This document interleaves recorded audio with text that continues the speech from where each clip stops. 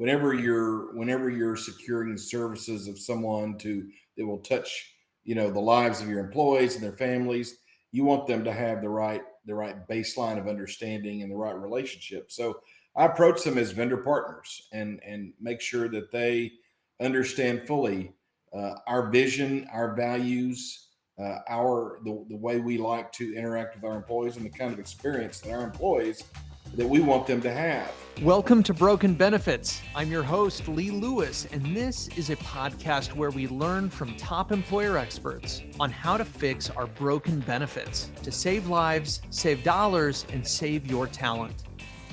Welcome to Broken Benefits. I'm Lee Lewis, your host, and I'm so excited about today's guest. We are joined today by Mike Adams.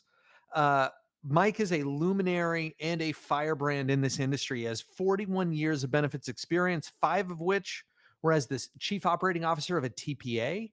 He was a practice leader in benefits as a consultant for 4 years with PricewaterhouseCoopers.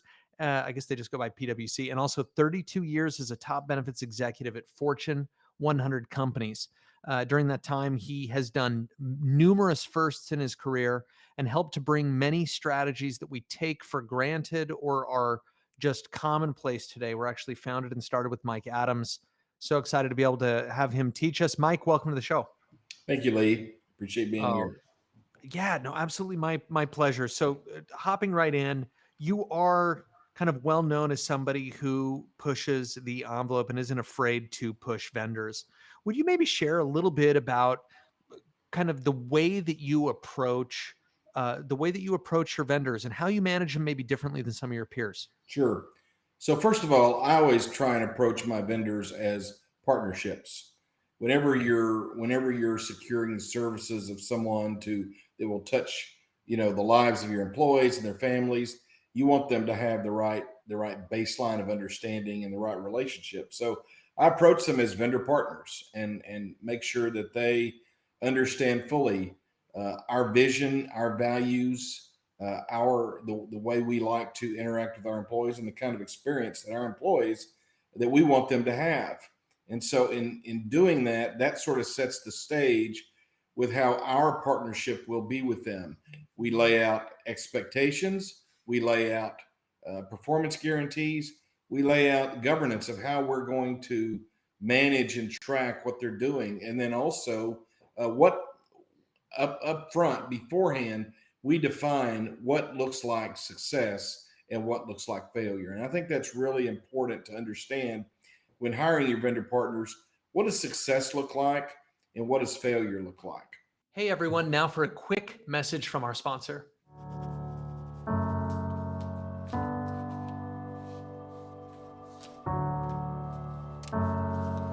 Hey Dad, have you seen my PlayStation? People who work for companies just like yours are desperate for any way to pay their medical debt. Support your employees by giving them 100% medical coverage with Catalize Health. Now, I would say that most people, if I talk to them, are going to say, yeah, I consider them partners. I'm good friends with, my account reps at the PBM or the carrier. And I always go out to dinner at the conferences with the point solutions I'm working with. Tell me the difference between being nice and being a good partner. Like, how do I have tough because you have tough conversations with vendors. And I think that is very important distinction between the way I might approach a partnership. I think there's a difference in between being a social partner and a business partner. And I consider them a business partner. And one, I like to keep it all business. And I think that it's important to understand that one, we want to invest in them as a vendor. We want to invest in them getting in front of our employees, their program, servicing our plans. But I make it very clear to them that here's what success looks like. And if that doesn't occur, then we'll part our relationship. And I think it's really important because I believe a lot of benefit folks today, they have let their objectivity be skewed by the fact that they're going to baseball games and they're going to dinner with vendors and they're doing all these things and they don't want to hold them accountable. I think it's important to be able to hold them accountable. I think it's great to be cordial and partner Mm. with them, but it's very important to know that one, you expect an ROI on their service, and ROI is not return of investment; it's return on investment. And sometimes you have to educate vendors about that. But I think having the very difficult but blunt conversations. Here's what we expect from this business relationship, and then give them the opportunity to enunciate as a vendor, what do you expect from us as the client from this business relationship? I think that's really important.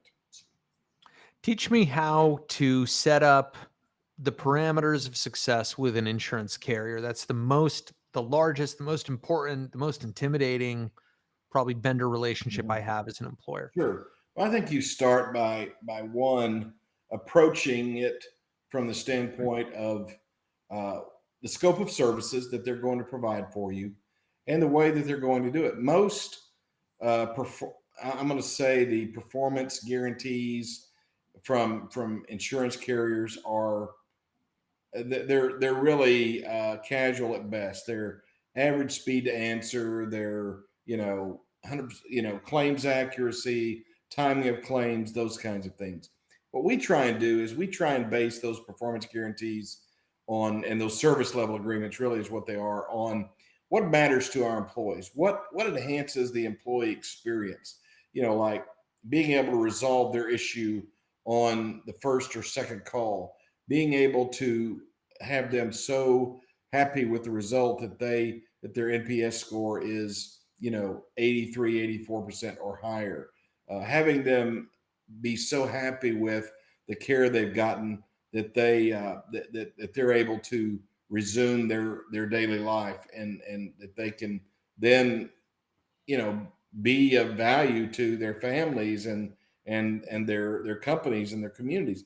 I think that's really important, but also I think lay out, okay, here's again talking about here's what success looks like here, and then it's all starts with the fundamental roles of the carrier and the employer, I believe the very first tenet of that relationship needs to be on data. The employer owns their data, period. And that has to be a non-negotiable item. Uh, Awesome. and because your data is your fuel that drives your innovation. Without the That's right. data, you have that's your mining equipment for finding the gold. That's where you can determine what programs to put in, how to structure them, what populations to target them to. I love that. What's a fireable offense? What are the kinds of things the kinds of Great. behaviors that maybe I'm putting up with that I Sure, shouldn't sure, be? sure.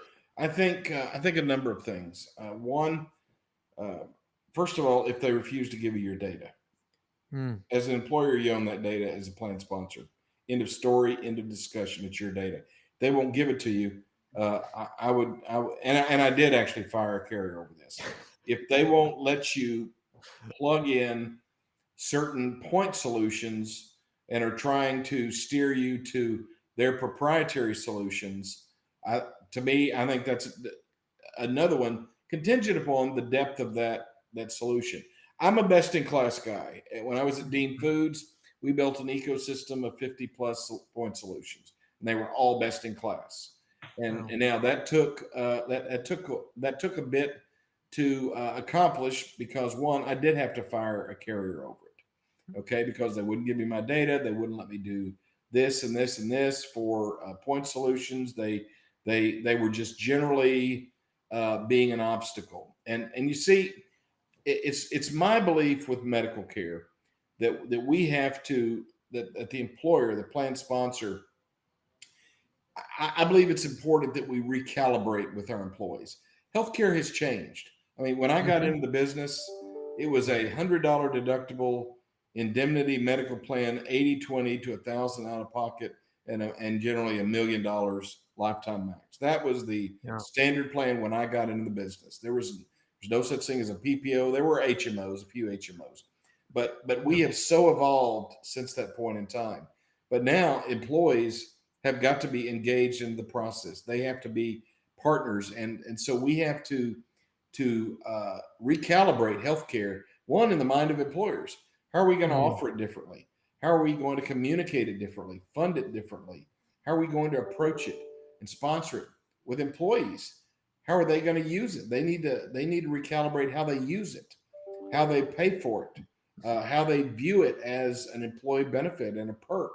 So I think those things are important to kind of come together and get a baseline understanding of healthcare. But then also, as we look at kind of some success factors, I think it's very important to look at one, as I said before, it's your data. We want these point solutions. And then I think it's important to have a strong governance mentality and approach with your vendors. Understand requirements up front, understand roles and responsibilities, and then have regular checkpoints along the way, weekly, monthly, quarterly, annually, whatever, and probably all of those things so that both parties can understand, yeah, we're hitting the mark here, we're not hitting the mark there. And so you can sort of, retrace your course if you need to sort of get back on track. But I think it's very important that employers understand that carriers work for you. Okay, they work for you, and that medical care is one of the, if not the most, highly valued benefits in corporate America today. But it needs some transformation, and I'm a big fan in treating employees like their owners and putting in provisions and plans that allow employees to act like their owners. If this was your business, how would you operate it? And I think that it's always a real basis for success. That's awesome. Now your cost trend during kind of, I don't know, if we look at a recent tenure that you had at your kind of most recent employer, you had 5, 6, 7 years there. What was your cost trend during that time? Yeah, when I was at Dean Foods, where we had built a very elaborate ecosystem, our healthcare trend was a negative 4.5% compounded annually, and that included every strategy that we did, and we did it in such a way where we were able to, over that period of time, enhance benefit to employees, enhance benefits, keep contributions level, and then also and this is the most important part, we improve the outcomes and the quality of care to our employees so they can be productive to their families, to the communities, and to the company. So that's amazing. Now, something that you had and did while you were there that I almost never see, your CEO and your executive team all understood what you were doing. They knew that they were getting, their stock price was moving up because you were able to get negative cost trend without cost shifting, which is almost unheard of in the industry. How did you communicate that up and manage that up to the point where you had that kind of respect in the organization? Yeah, it was moving up until we filed bankruptcy, and then it ceased to move up. So yeah, but that was the milk business. So I started having that dialogue with them before I even joined, and I was coming from PwC, and I met with a number of executives, our CEO, our board chair, the VP of Total Rewards, the CHRO, and I said, look, here's the way I plan to do this. And I said, we're gonna educate employees on their health status. We're gonna give employees the opportunity to improve their health. We're going to partner with them in doing that. We're going to give them resources to better manage their health, and we're going to reward them accordingly. And I said, that to me is the way you do it. You show them and give them the resources to attack disease. Because you see, disease is the arch enemy of healthcare, period.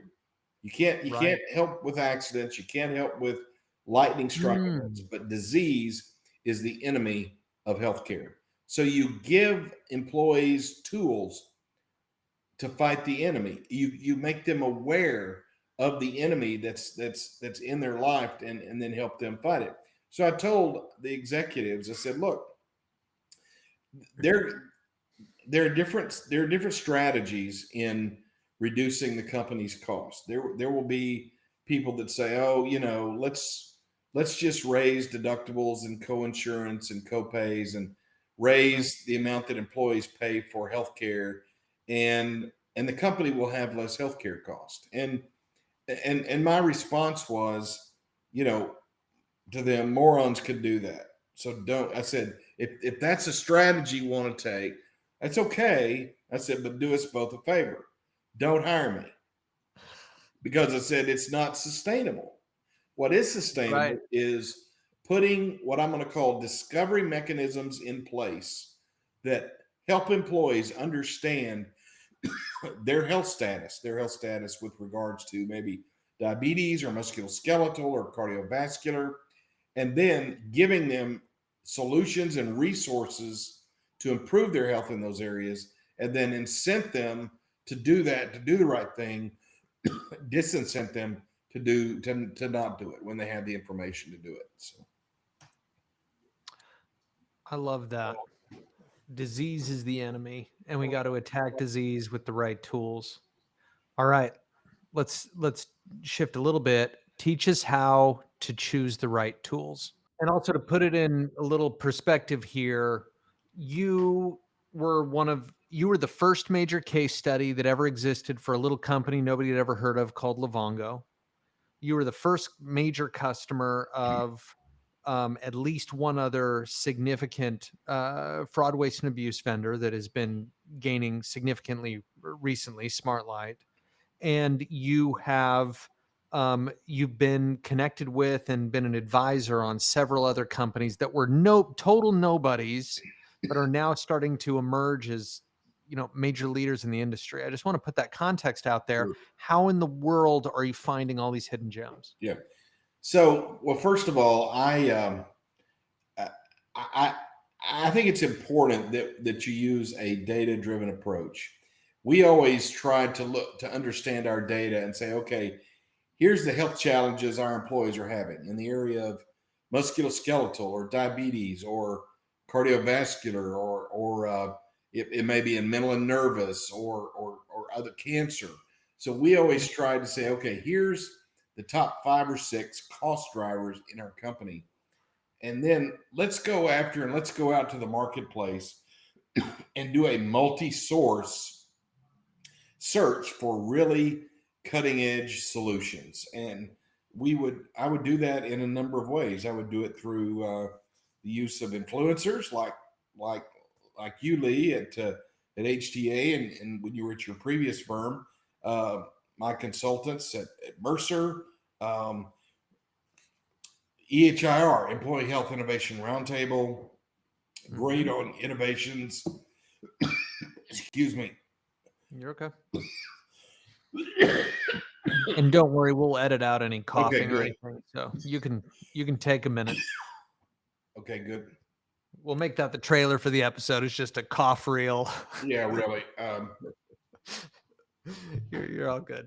But I think sourcing from a number of places that are from stakeholders that are not this that challenge and absolutely hate the status quo. I think that's Yeah. because two of the most dangerous viewpoints that a company can have are this: one, we've always done it this way, and two, we've never done it that way before. And quite frankly, I built my career on the antithesis of both of those statements. Oh, that's awesome. Okay. Looking for vendors not only that have a interesting perspective or an interesting solution to a problem you have, but that also have the mentality of changing the status quo. Yes, that they will challenge customary and treatment patterns, treatment norms, but then also look at meeting a very specific niche in employees' lives around the type of care that they need, the type of dependent support that they need, but also that really challenges conventional methods of providing care. I think that's important. This is really interesting. So when you're looking at these new firms, I always say the new is always the last picked at dodgeball. The new sits alone at lunch. Like the new is not popular and needs friends. And you've made a career of finding the good ones and pulling them out of obscurity. How do you do that if you can't check references Yeah. because a lot of them don't have any yet? You're going to be their biggest customer if you're good sized and you're trying something new. How is it that you're able to de-risk those when you're interested in a concept? Yeah. So I think a number of ways. One, I've always worked at companies where the marketing value of the name was really something they could sink their teeth into. So I want to make sure that it was a very appealing opportunity for them. But I would really get to know the company. I would get to know the principals, the leadership. I wanted to understand how they were formed, how they were funded. I wanted to know who had skin in the game in those companies, and then I wanted them to be very, very specific with me about how they can treat that form of illness or disease or provide value to our plan that it really helped me get over any obstacles to hiring them, any related to their size or their employee count or just their vision. And I think it's important that you really vet them, but also I think it's important that you be willing, one, to take a calculated risk, and that you be willing, before you take that calculated risk, that you be willing to fail. I always have said, if you're going to fail, fail fast and fail hard, and then pick yourself up, and then replace that vendor, and then go to the next one. And I have used that strategy two or three times. Walk us through, maybe I'd love to hear a story of a time when it did fail, and how did you protect yourself? Because a lot of people listening and probably thinking, oh, I might get fired or something like that. Mhm. How do I engage in this kind of activity while still protect myself? Sure. So I think it's important, one, that one, because you're more than likely going to be either their only or their first or one of their few, but definitely probably their largest client. And you understand that leverage point. That's the first thing. Hmm. But I think here is the time when you can really stress that you want a partnership with them, and if this is successful, that you'll help them in the marketplace. You'll be a reference check. You'll help be an evangelist, of an advocate for them in the marketplace. But I mean, I'll give you one example. I had a surgical COE company that I used that was not successful, and they simply could not get it right. It was not an inexpensive solution to use. So I just, after a few months, I just decided that it was not going to work. That success was not going to be achievable, and it was really confirmed for me by their kind of giving me operational excuses that I knew were not valid. So I pretty quickly fired them after about 4 or 5 months, and then Mm. and then hired a cutting edge surgical COE vendor. So I love this story. Most people, it's like, if I try something and the vendor doesn't work, I'm just going to dump the strategy, right? yeah, But you didn't. What made you stick with it where you said, you know what, the strategy is right, the vendor's wrong, and yeah. and Well, give me I knew advice the on how to numbers. tease that out. I'd seen the numbers, and I knew that it was a situation of right idea, wrong execution, or wrong vendor. And so we really went to the market and found what we determined to be the actual right vendor, because I knew the ROI on a COE, surgical COE, was tremendous. And this was in the early days of the surgical COEs. And now they're becoming very mainstream. But I think it's really important to understand a lot of benefits folks have this idea of, I call it the field of dreams approach. You know, that movie with Kevin Costner. If you build it, they will come. I Right. think a lot of benefits folks, they have solutionitis. They think the more solutions they have, that the more you build, the more you put them in, that they will come. Well, it's Right. not actually true. I've always tried to use a very data-driven approach to know that this was a solution that we needed based on the data we have, and we used enhanced engagement communication methods to push it out to our employees. We used a system of alerting our employees, hey, this was a solution that they could benefit from, and then a system of incentives and disincentives when they engaged to both try the solution and then to stay engaged with the solution. That we did that with Livongo. We were one of the early adopters of Livongo, and we we offered it to folks that the data showed that they were type 2 or type 1 diabetes or at risk for it. And then we gave them we extended that invitation to them. Excuse me. If they did not accept, we charged them a surcharge on their health insurance. If they did accept, we paid them numerous incentives. One, the program was free. Two, they got an incentive just to simply activate the glucometer. They got an incentive to test their blood for the first 30 days and then for the next 60 days. And so they were getting incentives to stay on this program and to manage their diabetes over the next 2 years. Well, guess what happened? What happened is their health improved and they liked it, and they no longer needed the economic reinforcement to do it, that they were able to live their lives more productively, both for their family, for their communities, and for the company. And so they became a number of field evangelists for us in the marketplace and within their own workplace for the success of these systems and these solutions. Everyone, now just a quick word from today's sponsor. Lemonade for 50 cents. It's for a good cause. This situation seems terrible, right? Well, what if I told you it actually happened in the United States in 2021? These are the families of people who work for companies just like yours. Give your employees 100% medical coverage with Catalize Health. You're a guy who's not afraid of disruption. Give me advice on how to manage member disruption, how to mitigate it when it is going to happen, and then how to deal with it when it does. Sure. So I think first of all, I think it's important to always understand that you're going to have some sort of disruption.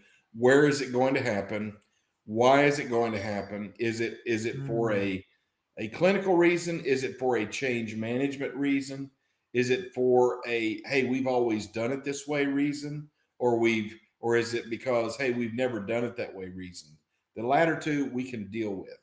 But I think it's important to always know in corporate life, particularly with benefits, that inertia is a very strong force. And so I think it's important to know that we have to really be overt and aggressive about putting in new programs that are of value, that we know will add value to our employees, and then also to make sure that there are numerous communication modes that we're marketing that program to them. But then we also put in a system of behavioral and economic incentives to help reinforce them stay engaged with that solution. At the end of the day, you cannot force people to manage their health. What you can do is get their attention as to the cost of not doing it or the value of doing it. And that's what we try to do, is to really make them aware of it. And then if they'll bite on the hook, then we can take them down this path of health improvement, and then they become an advocate for us. It's almost like you're balancing what I'm hearing from you that is unique is you've got carrots, you make it free for people to do the right thing. You've got sticks, you make it cost disproportionately more if they don't comply. You've got corrals, you sort of lead people through rules-based programs, and then you inundate that with communications Mhm. as well to make sure people, have a chance to hear and to be aware of things. How do I engage? You've worked with populations in rural areas, truck drivers, you were in dairy farm and all kinds of different scenarios, retail. How in the world do we engage populations that Sure, tough to sure. catch? So I think it's important to understand the dynamics of your population, understand where they are, the urban, metro, rural, understand the care dynamics and the availability in those venues where they live and work, and then make sure that's a part of your implementation process. Make sure that your vendor partners understand the dynamics of where your folks work and live. Make sure they know, hey, here's a picture of our average population. Here's what they do. Here's where they live. Here's their average age. Here's how much they make, so that they have a really good picture of their average client that's in that program, so that they can best really hone in an engagement strategy for that person, for that class of people. So No, I love that. What do you do to design benefits that people love? How do you make your benefits likable and known? well, first of all, I think that it has to be a benefit. It has to. You can't. People can't think of their medical plan and then their blood pressure rises. It has to. It has to deliver good quality care, and I truly believe that if you look at every aspect of your program and try and put in strategies that deliver the highest quality care to your employees and their families over time. And you can do that whether it's a PPO plan or a high deductible plan. I think it's important that if you do that, and give them opportunities to engage with point solutions, that and constantly just communicate, engage with them, remind them, give them opportunities for virtual primary care, for virtual acute care when they've got a kid that's got strep throat at 11 o'clock on Saturday night. Who wants to go to an urgent care situation there and stay there all Mhm. night? Make sure that they understand how the program works, how it benefits them, what it Mhm. costs them, and then also uh, just the value to their family. I think it's important that we always stress the value proposition for them. How do we deal with PBMs? Line them up and shoot them. So they're they're you know I truly believe that PBMs are representative of one of the businesses in our economy that have the most uh, in in-depth conflict of interest with that of their clients of any other business that I've ever seen out there. And it's very simple. The more I pay, the more they make. And that's the end of story. And Now you even got a pretty good insight on that because you were covering that vertical as a consultant for a while. I I mean, you was at PwC. We did a number of PBM audits, and what I discovered is that there are at least 22 revenue sources for a PBM within a PBM contract, and some you wouldn't even think. I mean, obviously there's admin fees and discounts and rebates and and and markups and that kind of thing, but there's probably 17 or 18 other more hidden uh, types of revenue sources for PBMs. There is such a revolution going on right now between PBMs and doctors. I know doctors that are they're oncologists, and they really are no longer oncologists. They're really oncology drug distributors. They make literally 70 to 80% of their revenue oh my. on distributing, infusing oncology drugs to patients in their office. And there's something, I'm not saying that they shouldn't do that. I'm saying that there's a problem when that business model, when profit trumps the quality of care. Wow. What are some of the incentives that are misaligned, kind of like the PBM incentives that people don't realize are there, that that cause problems, or other misaligned incentives in the industry? In the PBM industry?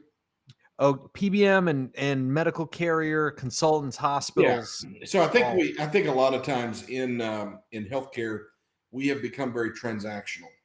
And I think doctors are going through the transition now that stockbrokers went through years ago. Stockbrokers used to be very transactional, buy, sell stocks and bonds, and they have transitioned into a mode of being wealth managers and wealth creators.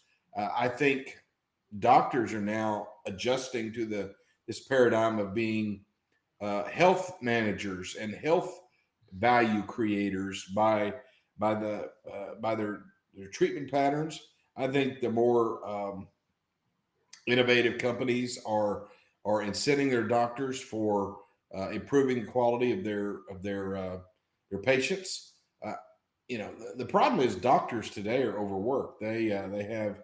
I mean, I talk with my doctor quite a bit, and he knows what I do. And it's funny. The practice management company for his practice says that he needs to be able to bill at least $1,000 an hour, and so that really drives how much time he has to spend with each patient and can spend, and it's almost like he's working on commission, if you will. So, and I know it frustrates him, but I think that's sort of misaligned incentives. I believe we have to somehow evolve our system into being more health value creation, health improvement, and through quality and through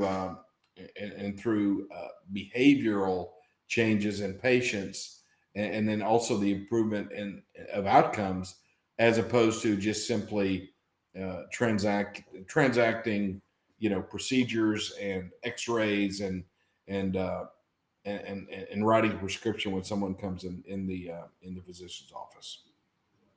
If you were to get hired as a benefits leader at a new company and dropped in without knowing everything about the firm, talk to me through kind of your tactical playbook of how you would diagnose the problems, find the opportunities, and execute, and assume that it's large sample size, so everybody kind of has the same problems. Sure. So first of all, I'd want to see their data. I'd want to see their healthcare data. I'd Okay. want to understand what has worked for them in the past and what hasn't, and why. I would want to really understand the nature of the business, because at the end of the day, HR and benefits folks, they have to be solutions providers to the business, and because they're not their own little island, and I think that's extremely important. So I would want to understand the data, understand the mindset and the nature of the employee. I want to understand about the value proposition that employer has with their employee. What do they expect? What are they? What's their culture there of taking care of the employee? And then also, what are their business? What's their underlying business about, and how does that affect that dynamic with the employee? And what's their strategy around enunciating their value proposition to their employees? A lot of companies cannot enunciate or even state, here's what our value proposition is. I think that's important, to put a stake in the ground and be able to enunciate that value proposition. So, What's an example of how you'd share that? Like, we want to take care. I don't know. I'm trying to think of what are some examples of how you might illustrate that. yeah. So one, I think it's very. Let's take it around. One of my passions is diabetes care. Say, look, you've got, the data says you've got diabetes. The data says your wife has high blood pressure. We want to offer you these programs to help take care of yourselves, to be there for your family, to improve your health.